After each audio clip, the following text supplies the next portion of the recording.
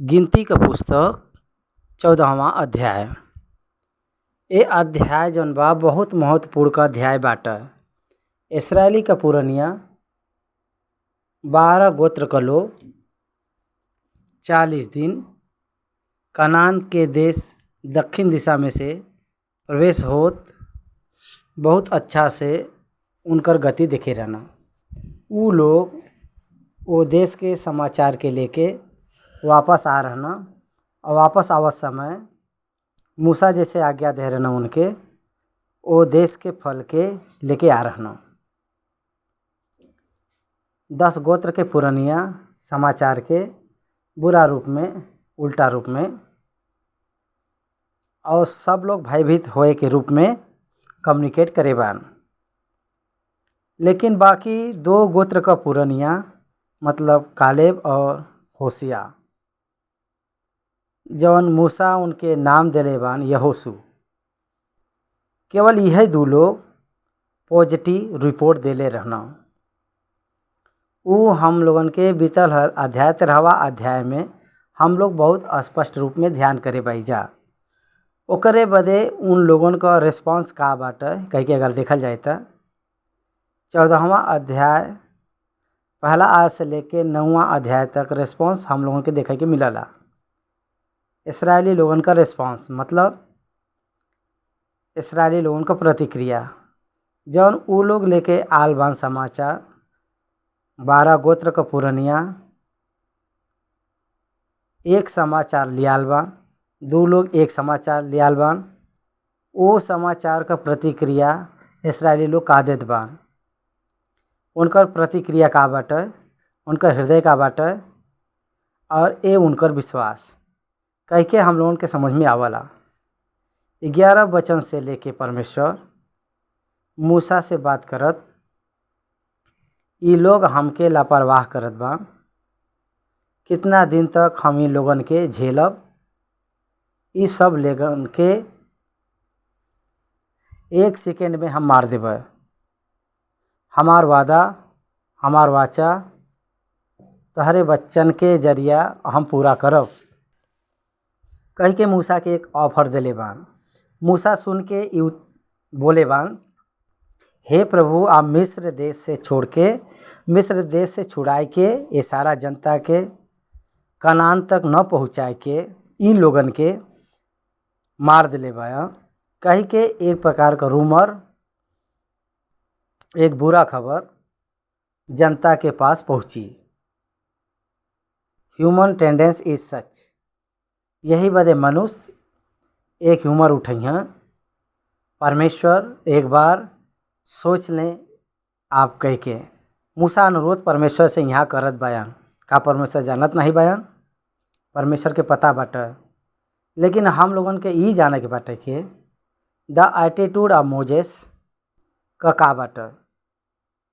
मौका परमेश्वर ही खुद उनके संतान से केवल मूसा के ही संतान कनान देश के देबै कह के कहे बान। तो बहुत अपन इच्छा के अनुसार परमेश्वर अपने इच्छा के अनुसार देवे बदे कहें तब पर भी मूसा वो प्रकार नहीं बयान। आपके नाम का महिमा का नाम का अपमान नहीं होए के बाटे। ये प्रकार से एटीट्यूड से मूसा का एटीट्यूड कैसन बाटे, इसराइली का एटीट्यूड कैसन बाटे, हम सब लोग दिखावे बदे, जाने बदे परमेश्वर ये प्रकार से परमेश्वर उ लोगन के चलावत बयान। यही बदे परमेश्वर यहोवा बहुत स्पष्ट रूप से बोले बयान, हमार महिमा धरती पर पूरा हमरे जीव के साथ हम भर देवे कह के वादा करेबा। जंगल में उ लोग हमार बात मान के और हमार आश्चर्य कर्म के देख के 10 बार हमार बात न मान के उ लोग धिकारे बान। ये बदे कालेब और यहोशू के छोड़ के कोई भी वादा करल देश में प्रवेश न हुई हैं। यही बदे आप लोग फिर से वापस मुड़ के चल जा Kadesh Barnea, the south west part of the Canaan, the south west of part of Canaan. Kadesh Barnea is a border of Canaan, दक्षिण के भाग क सरह पनाह बाटे। देखा यहाँ पर सीनाई से लेके कादेश बर्निया के मतलब बॉर्डर ऑफ कानान के 11 दिन ही रहल।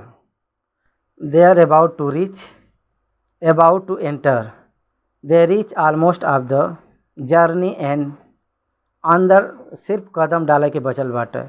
ओ संदर्भ में परमेश्वर उनके देवल गल ए परीक्षा क समाचार के रिसीव करे बदे जौन रीति बाटे परमेश्वर के क्रोधित करावल गल बाटे। वो लोग धिक्कार करे के वजह से वो लोग कनान के नहीं पावत बयान। परमेश्वर का क्रोध तो एक बगल में रखे के बा।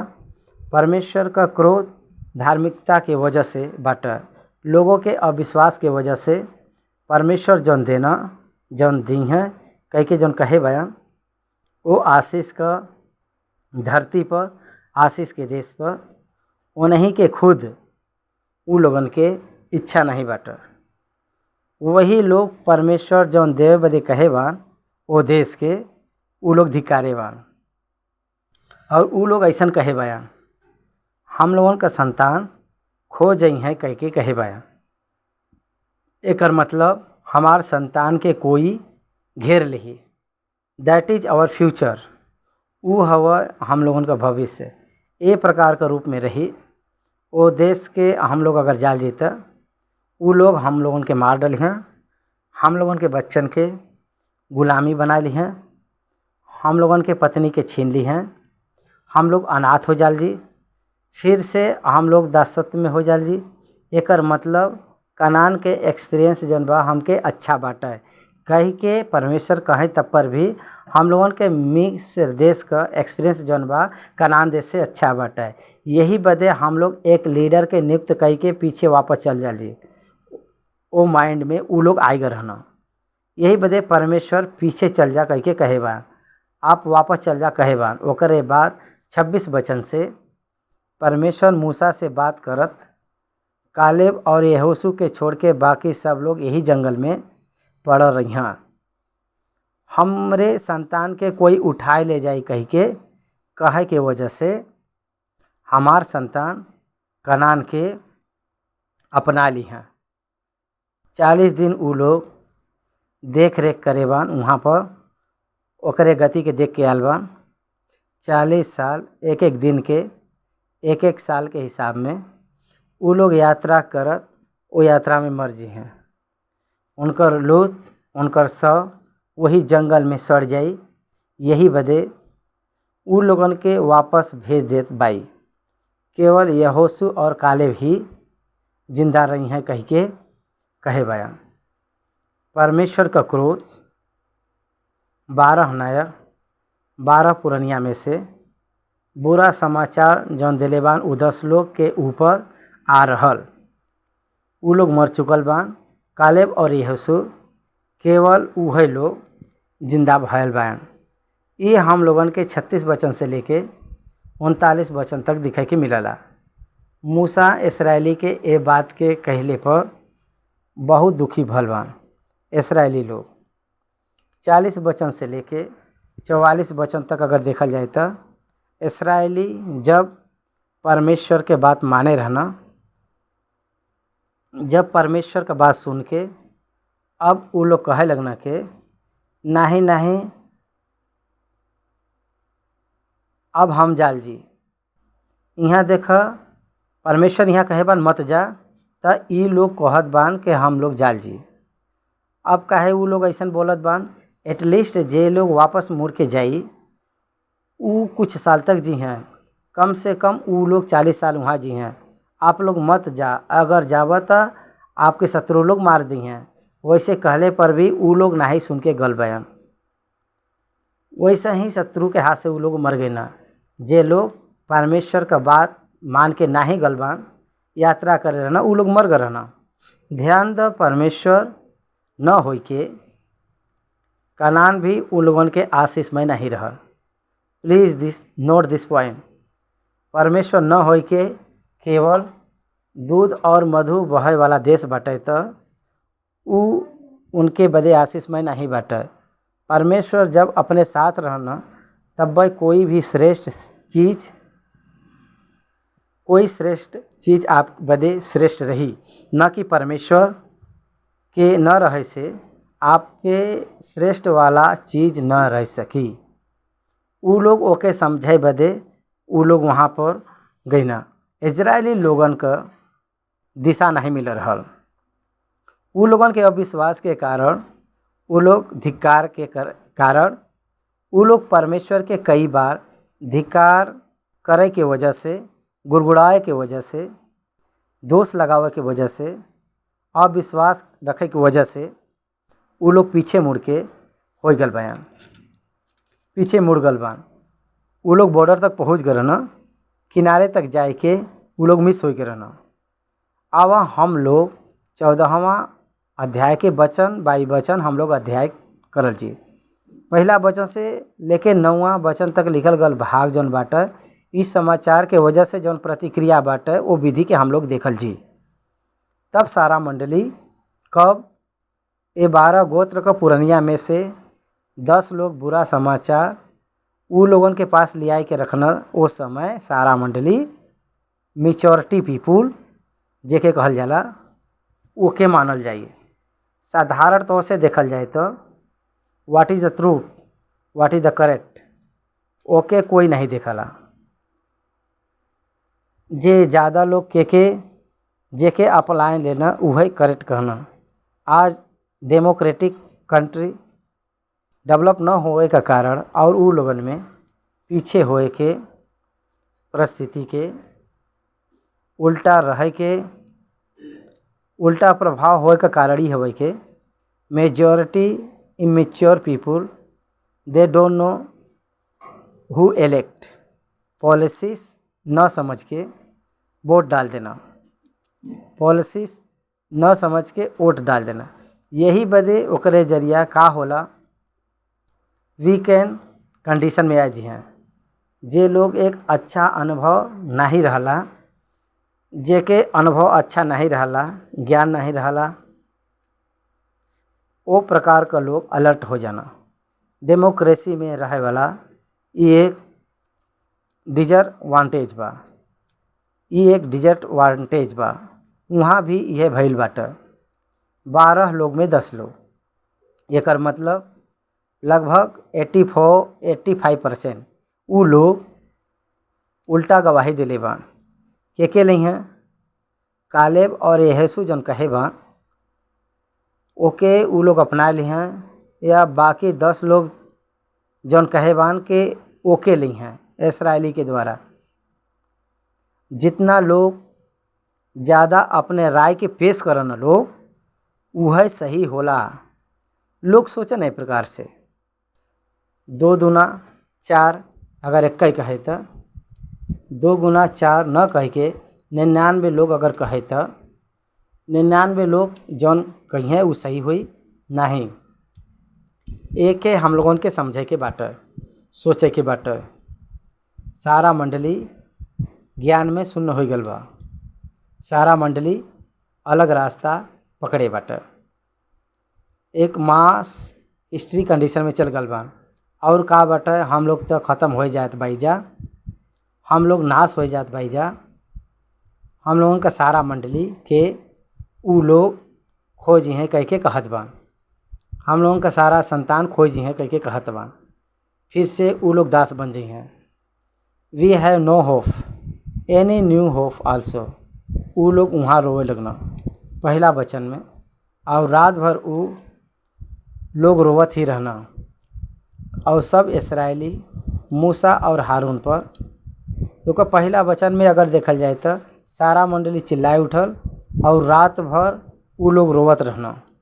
देखो चिल्लाहट और रोवत ये दोनों बहुत इनकन्वीनियंट कंडीशन एके कहल जाला। देखो हारून भी सुनत बान, मूसा भी सुनत बान, एक तरफ परमेश्वर सुनतान।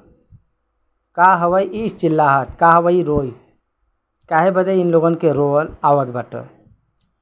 मूसा और हारून पर बुड़बुड़ाए लगना और उनसे कहे लगना के भला होत के हम मिस्र में ही मर जाए या यही जंगल में मर जाए। यहोवा हमके ओ देश में ले जाए के काहे तलवार से मरवावल चाहत बयान। पहला 2 प्रश्न अपने आप के बारे में प्रश्न डाले बान। वहाँ तक तो ठीक बाटे।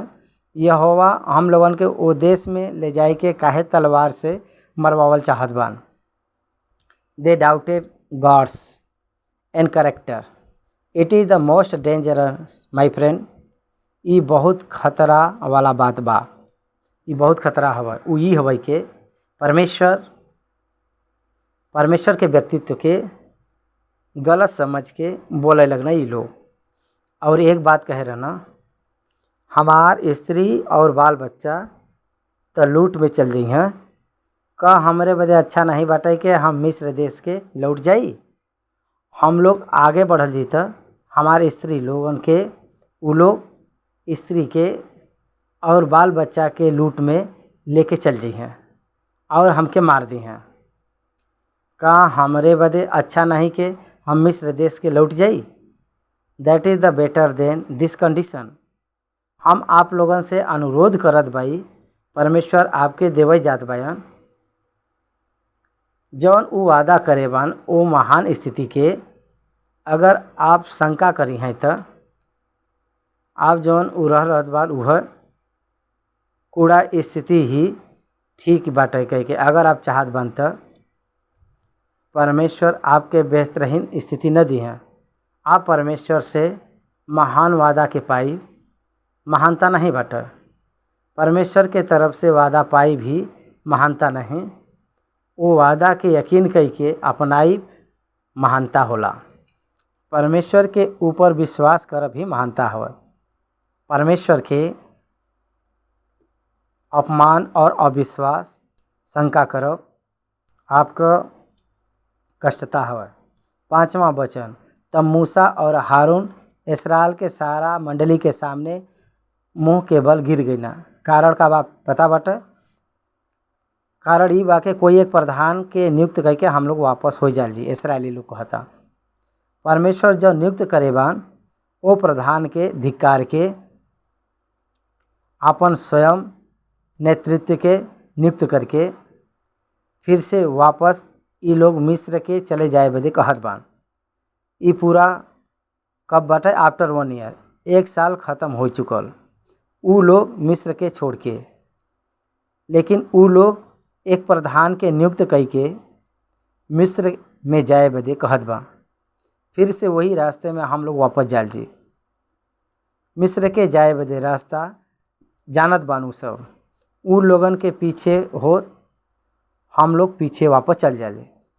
परमेश्वर का उल्टा नेतृत्व के चुनल जी कई के लोग सोचत बान। यहाँ हम एक बात कहल चाहत भाई, सारा दुनिया परमेश्वर के उल्टा नेतृत्व के चुने जात बाटे। हमारे स्टेटमेंट के बहुत ध्यान से समझे बदे आप कोशिश करें। सारा दुनिया ए ईश्वर के विरोध एक शासक के चुने जात बाटे, चुनत बाटे। ओकर नाम बाटे के एंटी क्राइस्ट। का आप जानत बा? Antichrist and Christ both will reveal at the same time. यीशु मसीह के दूसरा आगमन में आखिरी एक क्षण के काल में जब वही क्षण में एंटी क्राइस्ट ये दुनिया में अधिकार पर रही हैं। कलेसिया के उठावल जी हैं एक आकाश के मध्य में। धरती पर पाप का पुरुष दिखाई दी हैं। He will taking charge of the world leadership. People will always look for the leader whom they wanted, not whom God provided. That is the sad thing in the world. दुनिया में दुख का परिस्थिति ही हवा कि परमेश्वर जन दिले बा वो शासक हमके न चाहे। मनुष्य आपन ने ओर से जौन शासक के चुने बदे करे बा। यही बदे सामुएल के समय में परमेश्वर के धिक्कार के मानव के राजा के लोग चुने रहना चाहे रहना। सारे राजा के पुस्तक के ग्रंथ के अगर आप देखें तो वहाँ पर वो इस्राएली लोग एक बुरा निर्णय की वजह से कितना बुरा हाल में वो रही के सामना करेबान। राजा के पुस्तक और इतिहास का ग्रंथ देखे के मिलला बतावला। यहाँ पर भी वो लोग एक शासक के चुन के पीछे मुड़ के जाए बदे सोचत बान त सारा मंडली के सामने वो लोग मूसा और हारून मुंह के बल गिरल बान और एक महान नेता लोग रहना हारून और मूसा। वी आर द सर्वेंट। सारा मंडली मूसा के चरण पर गिरल रही। मूसा का नेतृत्व महान बाटे कह सकिले जा हम लोग, लेकिन सारा समाज के पैर पर परमेश्वर जो नियुक्त करे बान वो नेता मुंह बल के गिर पे विनती करत बान। वाट a great leadership it is. हमार प्रिय परमेश्वर के संतान लोग, दैविक नेतृत्व कौने प्रकार से रही। परमेश्वर के नियुक्त करल गल प्रधान हमेशा सेवक के रूप में रहला। वो लोग घोड़ा के ऊपर सवार करे वाला नहीं हैं। लोग उनके ऊपर से चले वाला एक रास्ता दिखावे वाला हन वो लोग। तब मूसा और हारून इस्राएली के सारे मंडली के सामने मुंह के बल गिरना और नूह का पुत्र यहोशू और यो पुत्र का पुत्र कालीब जौन देश का भेद लेवे वाला रहना वो अपन अपन वस्त्र फाड़ के इस्राएल के सारे मंडली से कहे लगना, जौन देश का भेद लेवे के हम इधर उधर घूम के आल बाई वो अत्यंत उत्तम देश बाटे। अत्यंत उत्तम देश बाटे। डर मत। अगर यहोवा हमसे प्रसन्न होवे तो कंडीशन एंड परमेश्वर कंडीशन एक रखत बान। अगर परमेश्वर प्रसन्न बान तो हमसे प्रसन्न बान तो वो देश के वो निश्चय हमके दई हैं। तो वो हमके वो देश में जमीन दूध और मधु का धारा बहला पहुँचाए के ओके हमके दई हैं। केवल इतना कर के तू यहोवा के विरुद्ध बलवा मत कर और न वो देश के लोगन से डर। काहे बदे के वो हमार रोटी ठहरी हैं। छाया उनके ऊपर से हट गई बा और यहोवा हम लोगन के साथ बायन। उनसे मत डर, केवल उनकर प्रसन्न कर कह के मतलब ई बाटे के उनकर स्तुति का भेंट चढ़ाव, उनकर महिमा कर, उनका स्तुति कर। उनके डाटा बुड़बुड़ाई वापस चल जाए कह के कहब, उनके दुख पहुँचाई न कि उनके आनंदित करी। यही बदे ई कंडीशन हिब्रू 11:6 में कहल गल बा और विश्वास बिना उनके प्रसन्न करब अनहोना बाटे।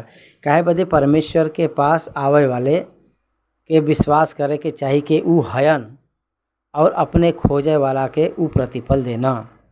परमेश्वर के ऊपर विश्वास न कर के उनके कोई प्रसन्न न कर पाए।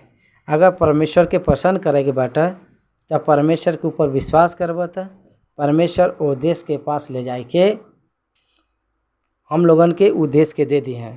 आप लोगन के लेके जाए वाला वह है, वो देश के देवे वाला वह है। Trust him, believe him, don't doubt at him. वो कहे बयान 9वां वचन, वो देश के लोगन से डरा मत। काहे बदे के वो हम लोगन का रोटी ठहरी हैं। का आपके समझ में आवत बाटे? This is the attitude of the lion. Lion attitude. Lion attitude का मतलब का बाटे पता बाटे? उससे भी बलवान जौन हिप्पोपोटामस, उससे भी वजनदार हाथी, उससे भी बहुत लंबा में दिखाई देला जौन जिराफी, वहू से भी बहुत बुद्धिमान जौन बा लोमड़ी। देखा शेर के ओसे भी बहुत लंबा वजन और बहुत मोटा और बहुत बुद्धिमानी के जब वो देखला शेर कुछ सोचला के इट्स माई लंच, ये हमार भोजन है, हमार रोटी है। कई के सोचला, न कि ये लोग हमसे बेहतरीन बान। कई के सोचला शेर ऊपर के रूप के देख के। सच्चा परमेश्वर के विश्वासी कभी भी वो निरुत्साह में न जाए, कभी भी डाह में न जाए, कभी भी वो डरी ना। यही बदे उ लोग हम लोगन का रोटी और भोजन हुई है। उ लोगन के बारे में काहे कहत बा, they simply became our lunch. उ लोगन के हम लोग खा ले जी बहुत आसानी से। ए पेस्टी रोटेड चिकन के रूप में हम लोग खाए जी। ई हवे भोजन का मतलब, उतना सरल रूप में बताए बा। उ लोगन के हम लोगन के बहुत सरल रूप में जीत ले जी। उनकर छाया उनके ऊपर से हट गल बाटा, और यहोवा हम लोगन के साथ में बा, उनसे मत डर। यहोशू और कालेब ई कहत बयान, यहोवा हम लोगन के साथ बयान कह के कहत बा। यही बदे उ लोग देख के डरे के नहीं बात है। This is the statement applied for all our condition of our life. अपने जीवन में सारा विषय में ये स्टेटमेंट काम आवाला। हम लोगन के सेवकाई में जौन रहला आर्थिक समस्या के, हम लोगन के डरे के जरूरत नहीं बाटे। काहे बदे के परमेश्वर हम लोगन के साथ में बा। हम लोगन के आर्थिक समस्या से हम डरब ना, यहोवा हम लोगन के साथ में बा। तो हम लोगन के टेक्निकल समस्या के देख के हम लोगन के डरे के नहीं बाटे। यहोवा हम लोगन के साथ में बा। हमार सेवकाई समस्या से हम डरब ना, हमार सेहत का समस्या से हम डरब ना, हमारे परिवार के समस्या से हम डरब ना, हमारे सामाजिक परिस्थिति से हम डरब ना। काहे यहोवा हमरे साथ बान। ही बदे यहोवा हमरे साथ बान, हम डरब ना, डरे के जरूरत नहीं बाटे। आप सभी लोगन के डरे की जरूरत नहीं बाटे। परमेश्वर हम सभी के साथ बयान, वो साथ में बयान। तो हम एक सेवक से बात करत, हम कह रही the budget of the all my ministry it is the released not release but it is all the release. वो बहुत दिन पहले वो दे चुकल बा। हम वो काम के आगे बढ़ावत सिर्फ ले जाए के बाटे। That is the greatness of the promise of God. परमेश्वर के वादा में सांसनिंग ही नहीं, a sowings of resources behind appointment order से ही आपका सैलरी भी परमिट देवल गल बाटे। परमेश्वर के सामने आपके जीवन के जौन जरूरत बाटे वो परमेश्वर आपके दी हैं। आपका सेवकाई बाटे तो आपका नौकरी बाट तब पर भी, आपका भविष्य बात तब पर भी केवल आपका परमेश्वर की वजह से। आपका परमेश्वर ही आपका पोषक हन, आपका परमेश्वर ही आपका रक्षा करे वाला हन। आपके जे छुए वाला नहीं बन कह के वचन बतावत बाटे। आपके छू ली हैं तो परमेश्वर का आग के पुतली के छुए के समान बाटे। यही बदे मसीह कभी भी डरे का जरूरत ही नहीं बाटे। सारा मंडली चिल्ला उठल के एम पर पथरवा कर, तब यहोवा का तेज मिलाप वाला तंबू में सब इस्राएली पर प्रकाशमान भयल। देख सत्य समाचार के लियाए के जे बतावत बा उ लोगन के मिले वाला उपहार बाटे। आज दुनिया भर पूरा जौन ईसाई मसीही लोगन के धिक्कार लोग करत बायन, हिंसा से।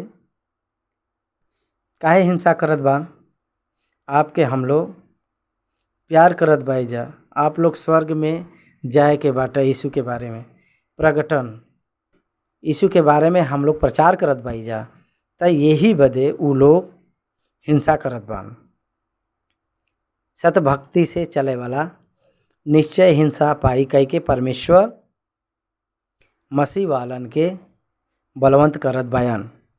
ए वचन के कभी भी भूले के नहीं बाटे। 10वां वचन, मिलाप वाला तंबू में सब इस्राएली वाले तंबू पर प्रकाश भइना। सब इस्राएली पर प्रकाशमान भइना। इस्राएली पर महिमा, इस्राएली पर परमेश्वर का महिमा सब पर दिखाई दिले। उ लोगन के अलार्म आए गल बा, उ लोग जान गे ना परमेश्वर आए गल बा अपने भलाई बदे कह के उ लोग जान गे ना। हमार प्रिय परमेश्वर के संतान, परमेश्वर उ लोगन के बात के सुनत रहना और रिएक्ट होत रहना। आज के दिन भी वही परमेश्वर अपने बीच में बान कही के हम लोग काहे नहीं विश्वास कर पावत भाई जा। The same God come to our situation, God will come down into our situation and react on our in his. वो अपने शत्रु के ऊपर वो बदला लेवे वाला हन कह के काहे हम लोग नहीं जान पावत भाई जा। सोचे के चाहिए। 11वां वचन, तब यहोवा मूसा से कहना, वो लोग कब तक हमार तिरस्कार करत रही हैं। पहला प्रश्न, और हमरे सब आश्चर्य कर्म देखे पर भी वो कब तक हम पर विश्वास न करिए। कितना दिन कब तक हमार तिरस्कार करत रही हैं, पहला प्रश्न। और दूसरा प्रश्न, हमरे सब आश्चर्य कर्म देखे पर भी कब तक वो लोग विश्वास न करिए। हम उनके मरी से मारब और उनके निज भाग से उनके निकाल देब और तह से एक जात उत्पन्न करब जवन उनसे बड़ा और बलवंत होई। ये लोग देख के भी माने वाला नहीं हयन। तब मूसा से प्रभु कहना, थोमा से प्रभु कहना कि देख के भी अनदेख वाला विश्वास करे वाला धन्य बयान। जे लोग आश्चर्य में देखे बान वो विश्वास नहीं करत बान, जे अनदेख के ही विश्वास करत बान उनके बारे में तो बाद में करल जाई। कितना ढेर सारा आश्चर्य कर्म के ये लोग देखे रहना। विश्वास परमेश्वर चट्टान से पानी दे रहना और आकाश में से मन्ना दे रहना, लाल समुंदर के पार करवाए रहना, सारे शत्रु के भगाए दे रहना। ऐसा परमेश्वर इतना अच्छा अद्भुत कार्य करे तब पर भी ये लोग विश्वास नहीं कर पावत बान उनके ऊपर। आपका मेच्योरिटी का बात है। What do you have understood about your God? आपका परमेश्वर आपके का समझ में आवत बान? का आप यीशु मसीह के ऊपर विश्वास करके इंतजार नहीं कर पावत बा, निर्भर नहीं हो पावत, वेट नहीं कर पावत बा? परमेश्वर के ऊपर निर्भर करे बदे, परमेश्वर के सामर्थ्य के बदे इंतजार नहीं कर पावत बा, परमेश्वर का योजना बदे, परमेश्वर के उत्तर बदे। आज हम लोग सोचे का बात इस्राएली के बारे में, आपके बारे में, हम और हमारे बारे में आपके सोचे के चाहिए। हमारे 30 साल के सेवकाई के जीवन में चलावे वाला परमेश्वर है। हम जब तक मरम न तब तक हमके का न चलें हैं। Does I need international support for my ministry? No need. हमार सेवकाई बदे का बहुत बड़ा बड़ा पैसा का गड्डी चाहिए का? नहीं। हमार परमेश्वर कल तक जे चलाए बान वही परमेश्वर कल बदे भी वो चलें हैं। हम जब तक मरब न तब तक हमके यकीन बाटे के हमार परमेश्वर ओके चलें हैं। वो केवल हमारे बदे ही नहीं, वो हमार ही काम नहीं, वो हमरे साथ बान और हमें साथ वो काम करत बान। यही बदे परमेश्वर के ऊपर विश्वास न करके, उनके न समझ के, परमेश्वर के संबंधित व्यक्ति के रूप में जीवन बिताई असंभव बाटे। मूसा से परमेश्वर कहे बान के तो से एक जात उत्पन्न कर जौन उनसे बड़ा और बलवंत होई। मूसा वो बात बदे परमेश्वर से विनती करत वो ये कहत बयान, तब तो मिस्री जकरे मध्य में से तो अपन सामर्थ्य दिखाई के वो लोगन के निकाल लिया वाला। ये सुनिह, वो लोग सुनिह, सुन के एक रूमर क्रिएट करिए, एक अफवाही के क्रिएट करिए। वो लोग वही हवई के 14वां वचन, और ए देश के निवासी से कहिए ऊ तो ई सुने बान के तू जवन यहोवा है ये लोगन के मध्य में रहला और प्रत्यक्ष दिखाई देला, और तहार बादल उनके ऊपर ठहरा रहला, और तू दिन के बादल के खंभा में और रात के अग्नि के खंभा में होके उनके आगे आगे चलल करला। 15वां, यही बदे अगर तू इन लोगन के एक ही बार में मार डाला तो जौन जात तहार कीर्ति सुने बाटे ऊ कहिया के यहोवा उन लोगन के वो देश में जैसे ऊ देवे का शपथ खाए रहना पहुँचाए नहीं सकना। ये कारण ऊ उनके जंगल में घात कर डाले बायन, कह के कही हैं 17वां वचन। यही बदे अब प्रभु का सामर्थ का महिमा तोहरे ए कहे के अनुसार हो कि यहोवा कोप करे में धीरजवंत और अति करुणामय हैं और अधर्म और अपराध का क्षमा करे वाला हैं, परंतु वो दोषी के कोई प्रकार से निर्दोष न ठहरई हैं और पूर्वज के अधर्म का दंड उनके बेटा और पोता और परपोता के देना। अब इन लोगन के अधर्म के आपन बड़ी करुणा के अनुसार और जैसे तू मिस्र से लेके यहाँ तक क्षमा करत आल बाया, वैसे ही अब भी क्षमा कर। आपको बुरा नाम आई प्रभु, इसलिए आप क्षमा करें। आप के हवे ये दुनिया सुने बा, उ नहीं हन कह के एक रूमर उठावे के मौका but. Be care about the rumour raise against you your thing of all the things. सारा विषय के आप प्रकट में लें, परमेश्वर रोके रहना। मिस्र देश का आप नहीं पहुँचाए पा रहना, एक निंदा आपके ऊपर मानव के मन से आई, वो कितना डैमेजिंग वाली बात हुई। आपके नाम के बड़ाई बदे कितना अपमान हो जीव, यही बदे उ लोगन के क्षमा करो। आपके लोग भड़काए दे रहना, लेकिन उनके क्षमा कर दे। लेकिन यहाँ परमेश्वर एक निर्णय पर आ चुकल बा, I want to kill them just नाउ। एक मार से एक मनुष्य के मारे जैसा सारा लोगन के एक कई बार मार देवा। आपका परिवार से फिर से हम एक जनता मंडली के खड़ा कर देवा। का आपके समझ में आवत बाटे? परमेश्वर का बात में ये अर्थ हवा। उनके अविश्वास के कारण उनके मारे का हक परमेश्वर के बाटे। परमेश्वर मूसा के बात से ये कहे बान के ईश्वर यहोवा कहना तहार विनती के अनुसार हम क्षमा करत बाए, लेकिन हमरे जीवन के शपथ सचमुच सारा पृथ्वी यहोवा के महिमा से भरपूर हो जाए। It's a great prophecy. परमेश्वर का यीशु मसीह के महिमा से सारा पृथ्वी महिमा से परिपूर्ण होए का दिन आवे वाला बाटे। 1000 ईयर रियरमेंट में ये प्रोफेसी परिपूर्ण हुई। परमेश्वर स्वयं रूप में बोलल गयल उनके द्वारा ये भविष्यवाणी बाटे। परमेश्वर स्वयं अपने आप बोले बान ये भविष्यवाणी। हमरे जीवन के शपथ सचमुच सारी पृथ्वी यहोवा के महिमा से भरपूर हो जाई। 1000 ईयर्स इसराइली के प्रजा के बीच में वो महिमा दिखावे जात बाया। सारा धरती पर उनकर महिमा रह जात बाटे। पूरा जीवन रह जात बाटे। मृत्यु हटे वाला बाटे। 1000 ईयर्स में एक महान कार्य के परमेश्वर करे जात बाया। परमेश्वर का प्रिजन, हे प्रभु ए लोगन के दोष के क्षमा कह के जब मूसा कहना तहरे विनती के अनुसार हम क्षमा करत बाई कह के कहना। कितना ऑनर परमेश्वर मूसा के देत बान।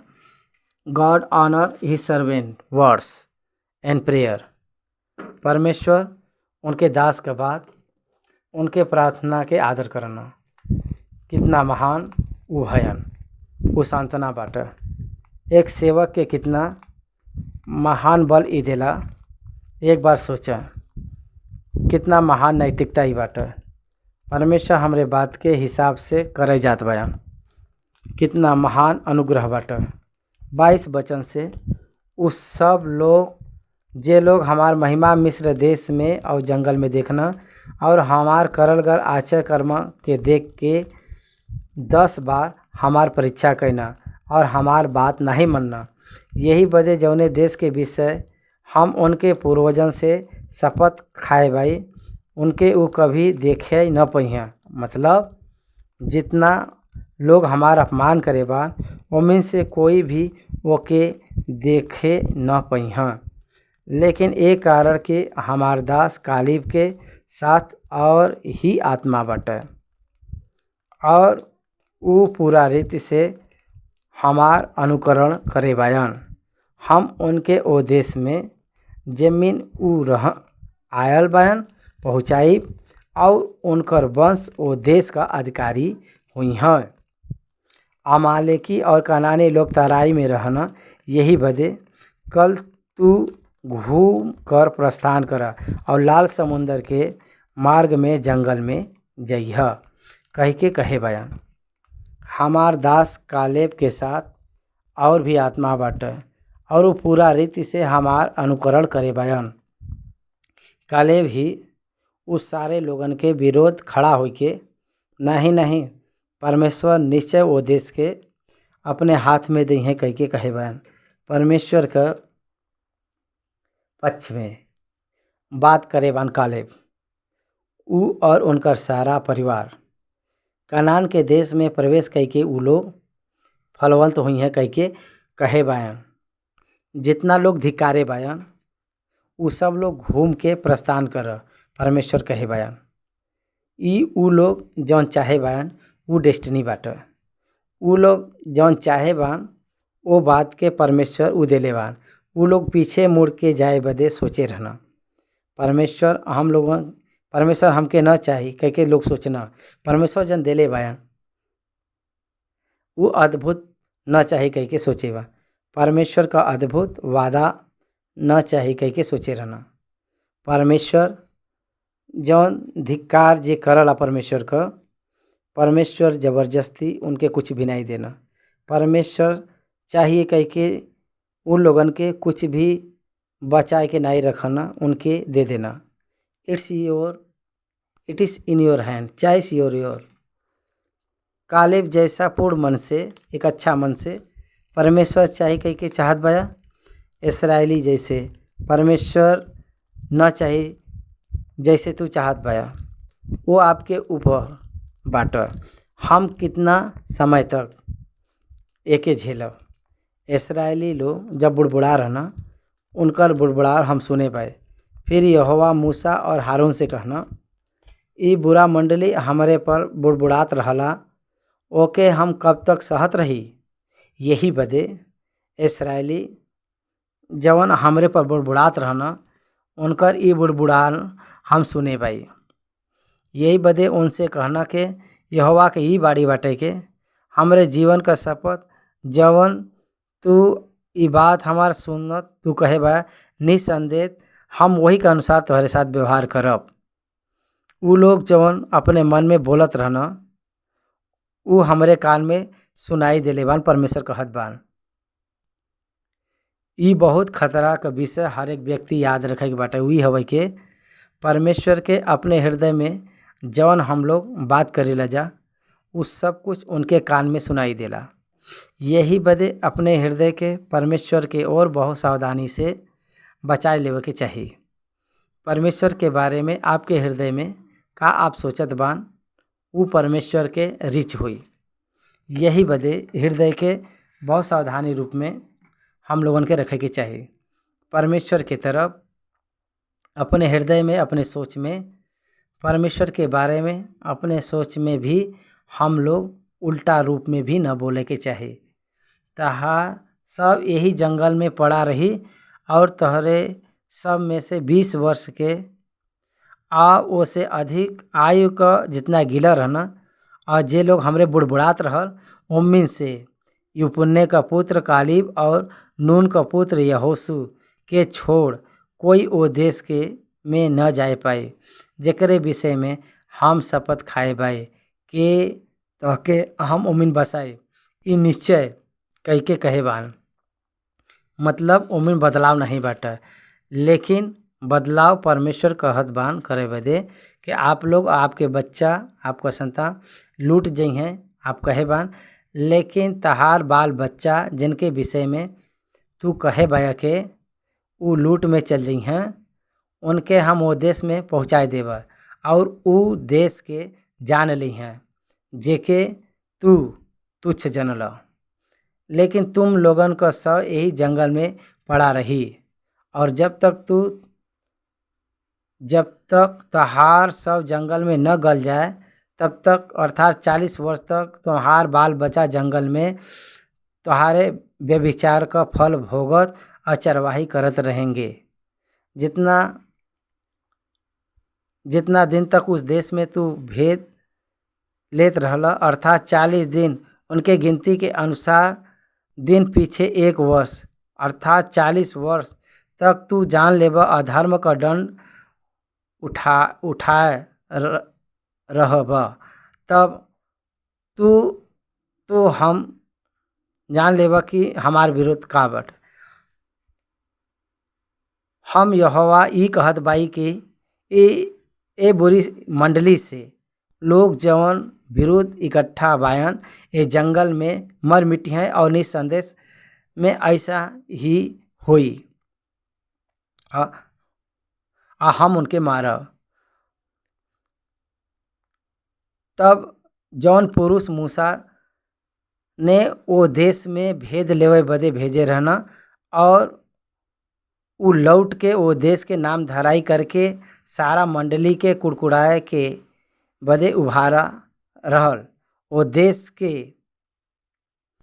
नाम धराई वाला पुरुष यहोवा के मारे से उसके सामने मर गए। लेकिन देश का भेद लेवे वाला पुरुष में से नूह का पुत्र यूसुफ और यपुत्र का पुत्र कालिब दोनों जीवित रही हैं। उनकर सब जंगल में मर जाई पड़ा रही है। गिनती का पुस्तक आखिरी में मूसा और एक गिनती लिखवाए गया। Second census of new generation, जनता के हिसाब। दूसरी बार नया इस्राएली लोगन के बारे में उहो पहली जौन पीढ़ी से जे आल बाटे इक्वली उतना जनगणना उतना लोग रेज भइल बा। उनके गर्भ में से जे पैदा बा जौन संख्या रेज भइल बा वो 40 ईयर्स में जौन पैदा भइल बा वो बच्चा वो यंग जनरेशन जौन बाटे वो विल्डरनेस में फॉर्म भर रहे। परमेश्वर असंभव परिस्थिति के बीच संभव होवे वाला परिस्थिति के लेके आ सकन कह के हम लोगों के समझ में आवला। ओकरे बाद हम लोग 37 आयत से अगर हम लोग देखल जी तो बुरा समाचार जे ले आल बाटे वो 10 लोगन के ऊपर परमेश्वर के मारी आल बाटे। वो लोग मर चुकल बा।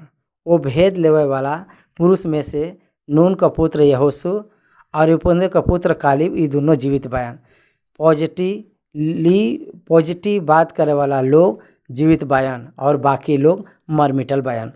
जे नेगेटिव बात करे बान परमेश्वर के मरी के उ लोग देख के सारा जनता डर गल बान।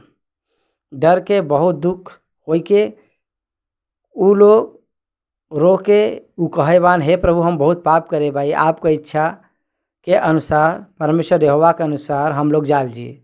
और लोग जब वो लोग मर गए ना वो समय वो लोगन के डर छाई गया। हम लोग जाल जी कह के अब लोग कहे लगना। मूसा कह रहना कि ये निश्चय कह के परमेश्वर कहले के बाद वो कोई के बात न मनिए। परमेश्वर ई होई कह के एक बार निर्णय लेवे के बाद उनके मंत्री के रूप में रह के कोई भी सलाह देवे वाला दुनिया में ही नहीं, आकाश और पृथ्वी के नीचे कोई भी नहीं बाटे। उनके बदले वाला कोई नहीं बाटे।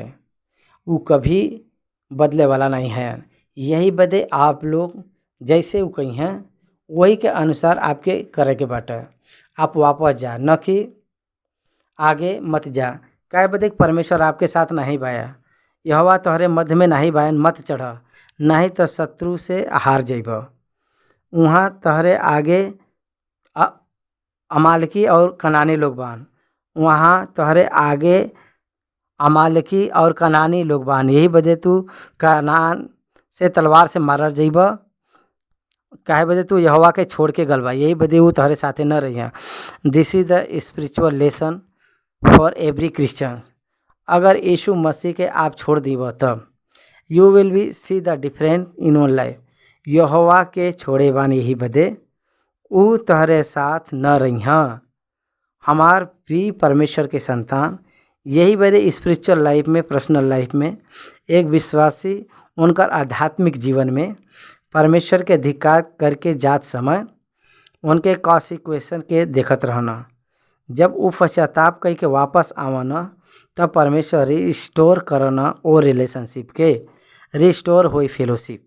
रिलेशनशिप नेवर ब्रेक, फेलोशिप ब्रेक हो सकला। फेलोशिप के रिस्टोर करे के जिम्मेदारी विश्वासी के बाटे, वो विश्वासी के जिम्मेदारी बा फेलोशिप रिस्टोर करेगा। आपके पश्चाताप करके अगर छोड़ब तो फिर परमेश्वर से समाधान हो सकला, संबंध बन सकला। फेलोशिप के हम लोग गन के ठीक करे के बाटे, नहीं तो हम लोग वो परिस्थिति का सामना करे के पड़ी। लेकिन वो डिढ़ाई करके पहाड़ के चोटी पर चढ़ गई ना, लेकिन यहोवा के वाचा का संदूक और मूसा छावनी से नहीं हटना। तब अमालेकी और कनानी वो पहाड़ पर रहत रहना, उन पर चढ़े ना और हुरमा तक उनके मारत चली आईना। मूसा पहले से ही कह चुकल बान के आप लोग मत जा, काहे बदे आपके साथ परमेश्वर नहीं बयान कह के, काहे बदे के संदूक उनके बीच में नहीं बाटे, उनके साथ नहीं बाटे, उनके साथ नहीं कर रहल और मूसा भी नहीं कर रहना। एक बार परमेश्वर कहे बान तो मूसा कैसे चाहिए, कैसे चाहिए डिठाई करके जे गल बाटे उ लोग मर गल बान। डिठाई करे वाला एक दिन तो मरी हैं, डिठाई करे वाला सच में एक दिन मरी हैं, जरूर मरी हैं। विश्वास हेल्दी फेथ, डिठाई अनहेल्थी फेथ। हमार परमेश्वर है हमके का बात बटे, परमेश्वर न रहे से, परमेश्वर के इच्छा और परमेश्वर का आज्ञा न रह के का हम लोग जीवित रहल जी। यही बदे परमेश्वर के वचन के समझे के बाटे, परमेश्वर के इच्छा, परमेश्वर का मार्ग का बा, ओके साथ में रख के उनके साथे चले के बाटा। हम लोग ईसाई है, मसीह वाले लोग हैं, हमार परमेश्वर हमार बात मने कह के अगर सोचे तो कैसे हुई। परमेश्वर का बात हम लोगों के माने के बाटे, परमेश्वर अपने हृदय के इच्छा के पूरा करी हैं।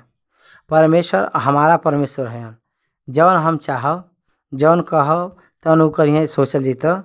ओकर अविवेक और मूर्खता से बढ़कर कुछ बात नहीं बाटे। 14वां अध्याय हम लोगों के बहुत से पाठ सिखाए बाटे। मूर्खता मसीह वालन के ना ही होए के चाहिए। परमेश्वर ना ही कही के जे कहला उ मसीह वाले लोग नहीं हन, और मसीह वालन के नहीं करे के बाटे ऐसन। ई परमेश्वर का आशीष है। 14वां अध्याय यहाँ पर ख़त्म भइल बा। धन्यवाद।